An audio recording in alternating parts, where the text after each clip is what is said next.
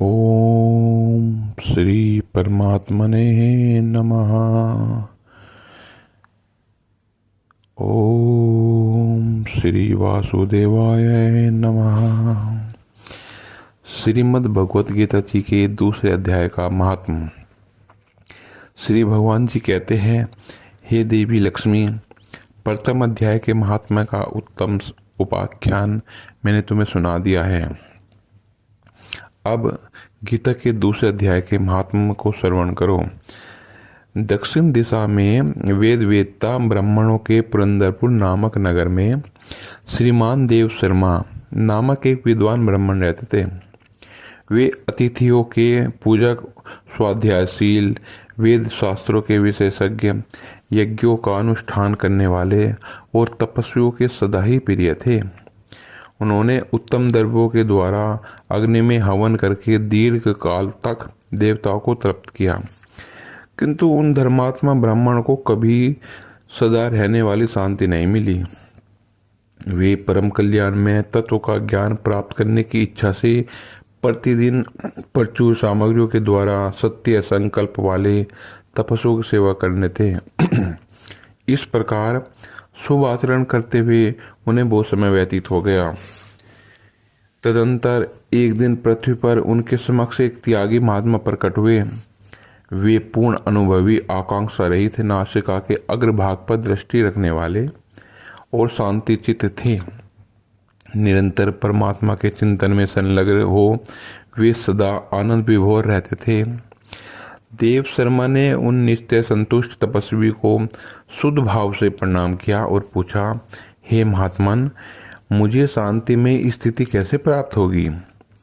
तब उन आत्मज्ञानी संतान ने देव शर्मा को सोपुर ग्राम के निवासी मित्रवान का, जो बकरियों का चरवाहा था, के बारे में बताया और कहा, वही तुम्हें उपदेश देगा। यह सुनकर देव शर्मा ने महात्मा के चरणों की वंदना की और समृद्धिशाली सोपुर ग्राम में पहुंचकर उसके उत्तर भाग में एक विशाल वन देखा। उसी वन में नदी के किनारे एक शिला पर मित्रवान बैठा था। उसके नेत्र आनंद विभोर निश्चल हो रहे थे। वह निश्चय करके मित्रवान की तरफ बढ़ने लगा। उसने देखा वह स्थान इतना पवित्र है कि अलग अलग जंतु, जानवर सब एक स्थान पर बैठे हुए हैं। मंद मंद हवा चल रही है।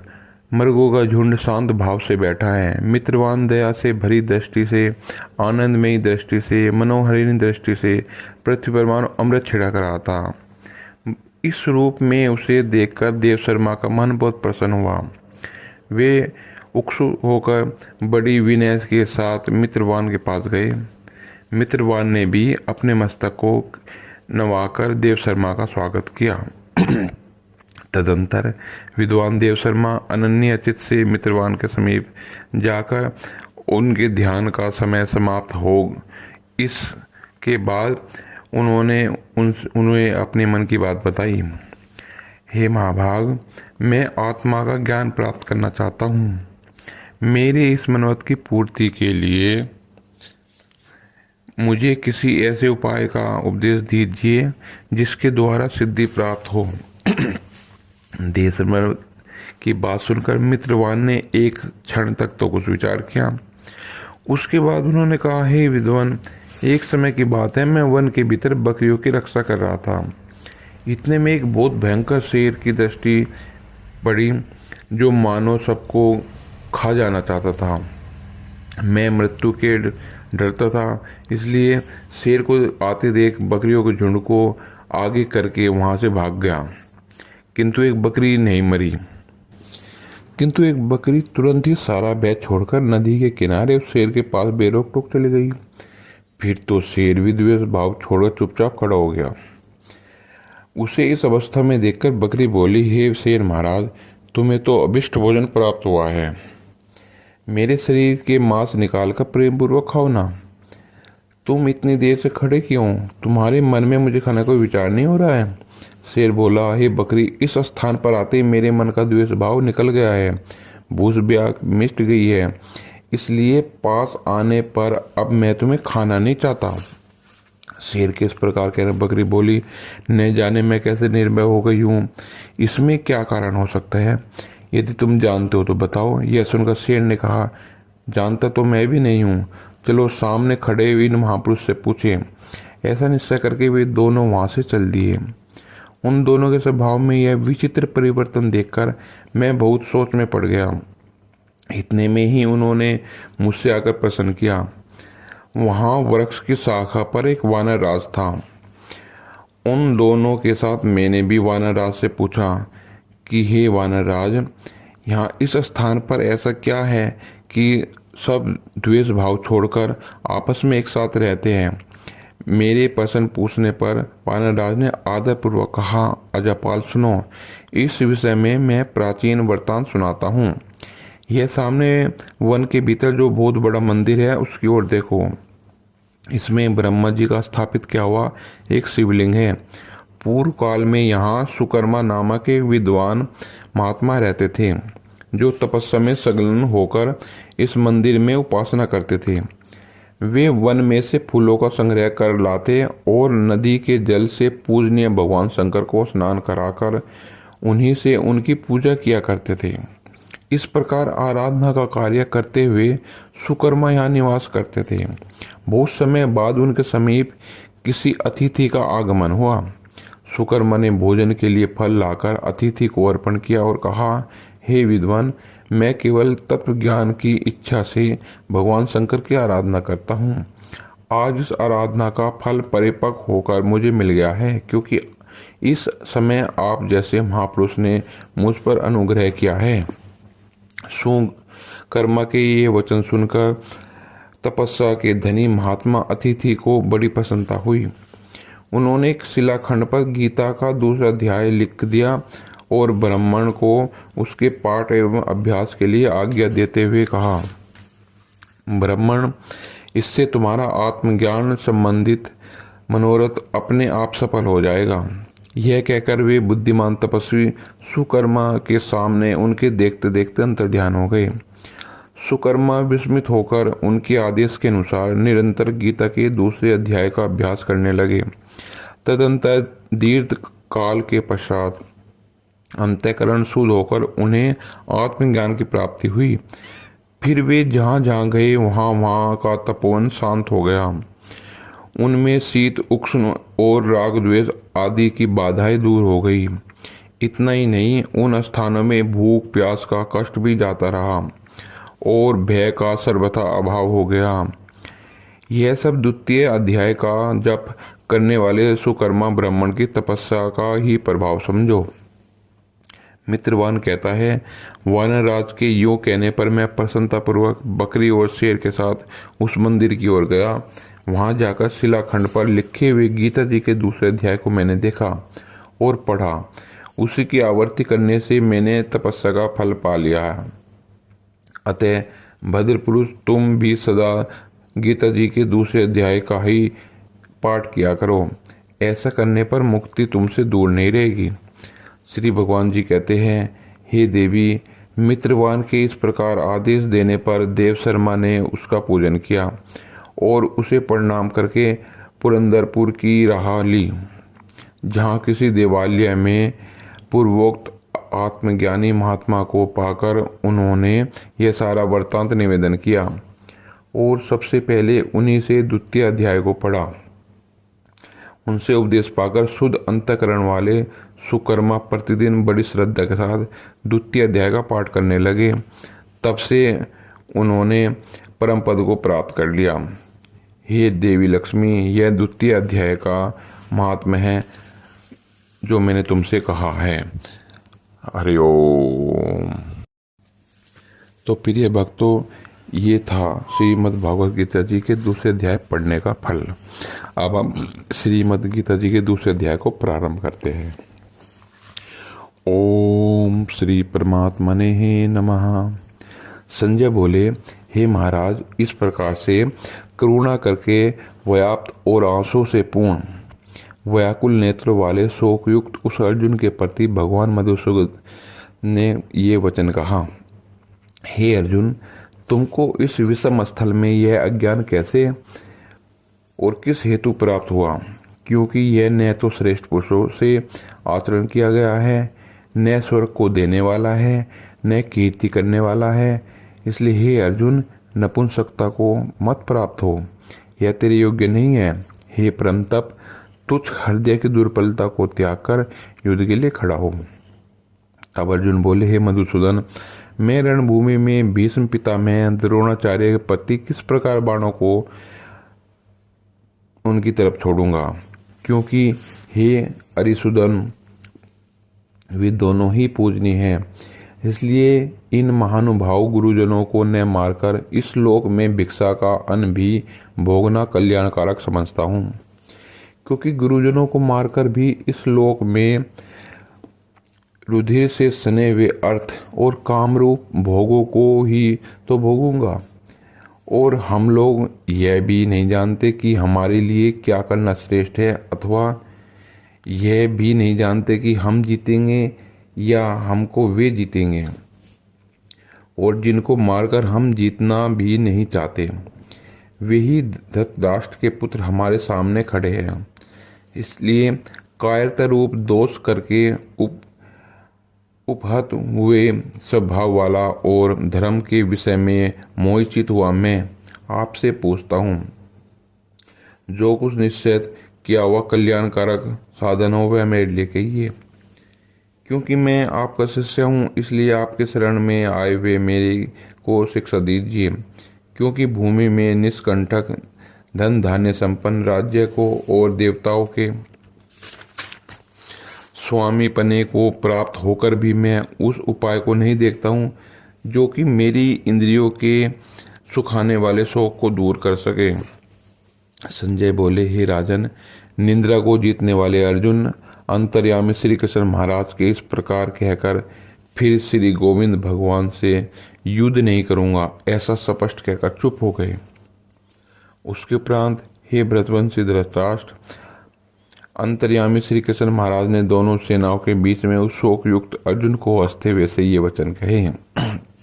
हे अर्जुन, तू शोक न करने योग्य के लिए शोक करता है और पंडितों के से वचन कहता है, परंतु पंडितजन जिनके प्राण चले गए हैं और उनके लिए और जिनके प्राण नहीं गए हैं उनके लिए भी शोक नहीं करते, क्योंकि आत्मा नित्य है। इसलिए शोक करना उपयुक्त नहीं है। वास्तव में न तो ऐसा है कि मैं किसी काल में नहीं था, अथवा तू नहीं था, अथवा ये राजा लोग नहीं थे, और न ऐसा ही है कि इससे आगे हम सब नहीं रहेंगे। किंतु जैसे जीवात्मा की इस देह में कुमार, युवा और वृद्धावस्था होती है, वैसे ही अन्य शरीर की प्राप्ति होती है। उस विषय में देह पुरुष मोहित नहीं होते। अर्थात जैसे कुमार, युवा और जरा अवस्था स्थूल शरीर का विकार अज्ञान से आत्मा में भासता है, वैसे ही शरीर से दूसरे शरीर को प्राप्त होना सूक्ष्म शरीर का विकार है भी आत्मा अज्ञान से ही आत्मा में भासता है। इसलिए तत्व को जानने वाला धीर पुरुष इस विषय में मोहित नहीं होता। हे कुंती पुत्र, सर्दी गर्मी और सुख दुख को देने वाले इंद्रिय और विषयों के संयोग से तो क्षण भंगुर और अनित्य है।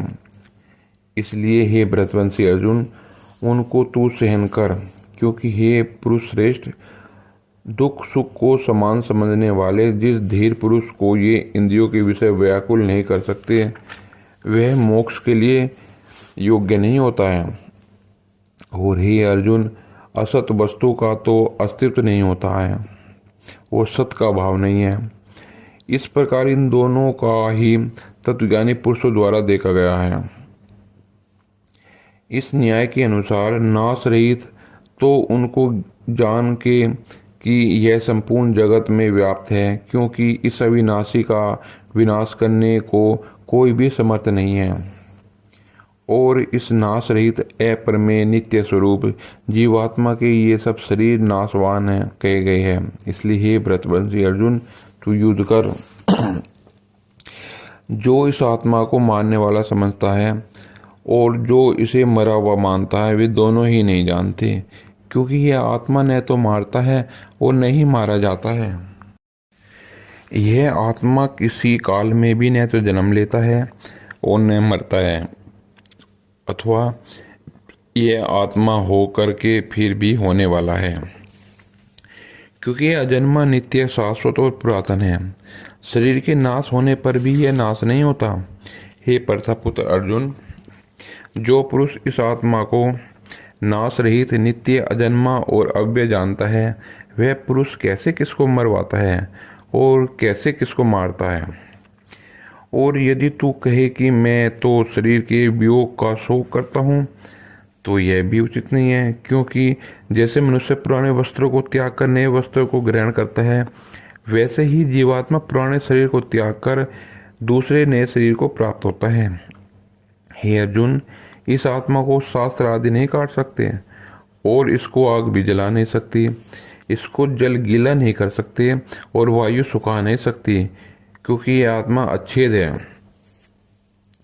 यह आत्मा निसंदेह, नित्य, सर्वव्यापक, अचल और स्थिर रहने वाला और सनातन है। यह आत्मा अव्यक्त अर्थात इंद्रियों का अविषय और यह आत्मा अचिंत्य अर्थात मन का अविषय और यह आत्मा विकार रहित अर्थात न बदलने वाला कहा गया है। इससे ही अर्जुन, इस आत्मा को ऐसा जानकर तू शोक करने योग्य नहीं है, अर्थात तुझे शोक करना उचित नहीं है। यदि तू इसको सदा जन्म लेने वाला, सदा मरने वाला माने, तो भी अर्जुन इस प्रकार शोक करने योग्य नहीं है, क्योंकि ऐसा होने से तो जन्म लेने वाले की निश्चित मृत्यु और मरने वाले का निश्चित जन्म होना सिद्ध हुआ है। इससे भी तू इस बिना उपाय वाले विषय में शोक करने योग्य नहीं है। यह भीष्म आदि के शरीर माया में होने से अनित्य है, इससे शरीरों के लिए भी शोक करना उचित नहीं है, क्योंकि हे अर्जुन, संपूर्ण प्राणी जन्म में पहले बिना शरीर वाले और मरने के बाद भी बिना शरीर वाले ही है, केवल बीच में ही शरीर वाले प्रतीत होते हैं। फिर उस विषय में क्या चिंता है। हे अर्जुन, यह आत्म तत्व बड़ा गहन है, इसलिए कोई महापुरुष इस आत्मा को आश्चर्य की ज्यों देखता है और वैसे ही दूसरा कोई महापुरुष ही आश्चर्य की ज्यों इसके तत्व को कहता है और दूसरा कोई ही इस आत्मा को आश्चर्य की ज्यों सुनता है और कोई सुनकर भी इस आत्मा को नहीं जानता। हे अर्जुन, यह आत्मा सब में शरीर में सदा ही अव्यय है। इसलिए हे अर्जुन, भूत प्राणियों के लिए तो शोक करने योग्य भी शोक नहीं है और अपने धर्म को देखकर भी तू भय करने योग्य नहीं है, क्योंकि धर्मयुक्त युद्ध से बढ़कर दूसरा कोई कल्याणकारक कर्तव्य क्षत्रिय के लिए नहीं होता। हे पार्थ, अपने आप प्राप्त हुए इस खुले हुए ईश्वर के द्वार रूप इस प्रकार के युद्ध को भाग्यवान क्षत्रिय लोग ही पाते हैं, और यदि तू इस धर्म युग संग्राम को नहीं करेगा तो स्वधर्म को और कीर्ति को खोकर पाप को प्राप्त होगा और सब लोग तेरी बहुत काल तक रहने वाली अपकीर्ति को भी कहेंगे, और ये अपकीर्ति मानवीय पुरुष के लिए तो मरण के बराबर ही है। और जिनके लिए तू मान्य होकर भी अब तुष्टता को प्राप्त होगा, वे महारथी लोग तुझे भय के कारण युद्ध से भागा हुआ मानेंगे और तेरे बैरी लोग तेरे सामर्थ्य की निंदा करते हुए बहुत से न कहने योग्य वचनों को कहेंगे। फिर उससे अधिक दुख क्या होगा। इससे युद्ध करना तेरे लिए सब प्रकार से अच्छा है, क्योंकि या तो मरकर स्वर्ग को प्राप्त होगा या जीत कर पृथ्वी को भोगेगा। इससे ही अर्जुन, युद्ध के लिए खड़ा हो। यदि तुझे स्वर्ग या राज्य की इच्छा न हो तो भी सुख दुख लाभ हानि जय पराजय के समान समझकर इसके उपरांत युद्ध के लिए तैयार हो। इस प्रकार युद्ध करने से तू पाप को प्राप्त नहीं होगा। हे पार्थ, यह बुद्धि तेरे लिए ज्ञान योग के विषय में कही गई और इसी को तू निष्काम कर्म योग के विषय में सुन। जिस बुद्धि से युक्त हुआ तू कर्मों के बंधन को अच्छी तरह से नाश करेगा। इस निष्काम कर्म योग में आरंभ का अर्थात बीज का नाश नहीं है और उल्टा फल रूप दोष भी नहीं होता। इसलिए हे निष्काम कर्म रूप धर्म का थोड़ा सा भी साधन जन्म मरण मृत्यु रूप महान भय से उद्धार कर देता है। हे अर्जुन, इस कल्याण मार्ग में निश्चयात्मक बुद्धि एक ही है और अज्ञानी पुरुषों की बुद्धियां बहुत भेदों वाली अनंत होती है। हे अर्जुन, जो सकामी पुरुष केवल फल श्रुति में प्रीति रखने वाले, स्वर्ग को ही परम श्रेष्ठ मानने वाले, इससे बढ़कर और कुछ नहीं है ऐसा कहने वाले हैं, वे अविवेक जन जन्म रूप कर्म फल को देने वाली और भोग तथा ऐश्वर्य की प्राप्ति के लिए बहुत सी क्रियाओं के विस्तार वाली इस प्रकार की जिस दिखाऊ शोभायुक्त वाणी को कहते हैं, उस वाणी के द्वारा हरे वे चित्त वाले और भोग और ऐश्वर्य में आसक्ति वाले उन पुरुषों के अंतःकरण में निश्चयात्मक बुद्धि नहीं होती। हे अर्जुन, सब वेद तीनों गुणों के कार्य रूप संसार को विषय करने वाले अर्थात प्रकाश देने वाले हैं। इसलिए तू असंसारी अर्थात निष्कामी और सुख दुख आदि द्वंद्वों से रहित नित्य वस्तु में स्थित तथा योग क्षेम को न चाहने वाला और आत्मप्राण हो, क्योंकि मनुष्य का सब ओर से पूर्ण रूप जलाशय के प्राप्त होने पर भी छोटे जलाशय में जिनका प्रयोजन रहता है, अच्छी प्रकार ब्रह्म को जानने वाले ब्राह्मण का भी सब वेदों में उतना ही प्रयोजन रहता है। अर्थात जैसे बड़े जलाशय को प्राप्त हो जाने पर जल के लिए छोटे जलाशयों की आवश्यकता नहीं होती, वैसे ही ब्रह्मानंदन को प्राप्त होने पर आनंद के लिए वेदों की आवश्यकता नहीं होती। इससे तेरा कर्म करने मात्र से ही अधिकार होए, फल में भी कभी नहीं, और तू कर्मों के फल की वासना वाला मत हो तथा तेरी कर्म न करने में भी प्रीति न हो। हे धनंजय, आसक्ति को त्याग कर तथा सिद्धि और असिद्धि में समान बुद्धि वाला होकर योग में स्थित हुआ कर्मों को कर। यह समत भाव ही योग के नाम से कहा जाता है। इस समत भाव बुद्धि योग से सकाम कर्म अत्यंत तुच्छ है। इसलिए हे धनंजय, समत बुद्धि योग का आश्रय ग्रहण कर, क्योंकि फल की वासना वाले अत्यंत दीन हैं। समत बुद्धि युक्त पुरुष पुण्य पाप दोनों को इस लोक में ही त्याग देता है, अर्थात उससे लिपायमान नहीं होता। इससे समत बुद्धि योग के लिए ही चेष्टा कर। यह समत बुद्धि रूप योग ही कर्मों में चतुरता है, अर्थात कर्म बंधन से छूटने का उपाय है। क्योंकि बुद्धि योग युक्त ज्ञानी जन कर्मों से उत्पन्न होने वाले फल को त्याग कर जन्म रूप बंधन से छूटे हुए निर्दोष अर्थात अमृत में परम पद को प्राप्त होते हैं। हे अर्जुन, जिस काल में तेरी बुद्धि मोहरूप दलदल को बिल्कुल तर जाएगी, तब तू सुनने योग्य और सुने हुए वैराग्य को प्राप्त होगा। जब तेरी अनेक प्रकार से सिद्धांतों को सुने हुए विचलित हुई बुद्धि को परमात्मा के स्वरूप में अचल और स्थिर ठहर जाएगी, तब तू समत रूप योग को प्राप्त होगा। इस प्रकार भगवान के वचनों को सुनकर अर्जुन ने पूछा, हे केशव, समाधि में स्थित स्थिर बुद्धि वाले पुरुष का क्या लक्षण है और स्थिर बुद्धि पुरुष कैसे बोलता है, कैसे बैठता है, कैसे चलता है। उसके उपरांत श्री कृष्ण महाराज बोले, हे अर्जुन, जिस काल में पुरुष मन में स्थित संपूर्ण कामनाओं को त्याग देता है, उस काल में आत्मा से ही आत्मा में संतुष्ट हुआ स्थिर बुद्धि वाला कहा जाता है तथा दुखों की प्राप्ति में उद्वेग रहित है। मन जिसका और सुखों में की प्राप्ति में दूर हो गई है, इस प्रकार जिसकी और नष्ट हो गए है राग भय और क्रोध जिसके, ऐसा मुनि स्थिर बुद्धि वाला कहा जाता है। जो पुरुष सर्वत्र स्नेह रहित हुआ उन शुभ तथा अशुभ वस्तुओं को प्राप्त होकर न प्रसन्न होता है न द्वेष करता है, उसकी बुद्धि स्थिर है। और कछुआ अपने अंगों को जैसे समेट लेता है, वैसे ही यह पुरुष जब सब ओर से अपनी इंद्रियों को इंद्रियों के विषयों से समेट लेता है, तब उसकी बुद्धि स्थिर होती है। यद्यपि इंद्रियों के द्वारा विषयों को न ग्रहण करने वाले पुरुष के भी केवल विषय तो निर्वत हो जाते हैं, परंतु राग निर्वत नहीं होता। इस पुरुष का तो राग भी आत्मा को साक्षात करके निवृत्त हो जाता है।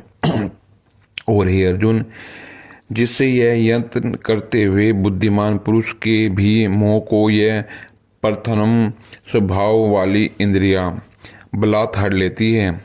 इसलिए मनुष्य को चाहिए कि उन संपूर्ण इंद्रियों को वश में करके समासहित चित्त हुआ मेरे प्राण स्थित होवे, क्योंकि जिस पुरुष के इंद्रिया वश में होती है उसकी ही बुद्धि स्थिर होती है।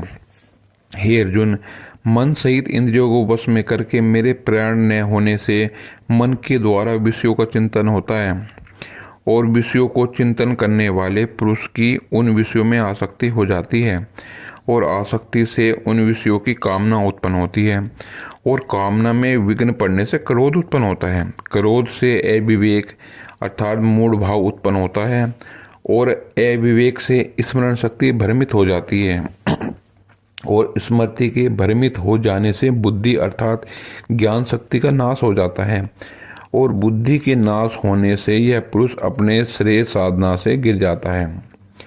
परंतु स्वाधीन अंतःकरण वाला पुरुष राग द्वेष से रहित अपने वश की हुई इंद्रियों के द्वारा विषयों को भोगता हुआ अंतःकरण की प्रसन्नता अर्थात स्वच्छता को प्राप्त होता है।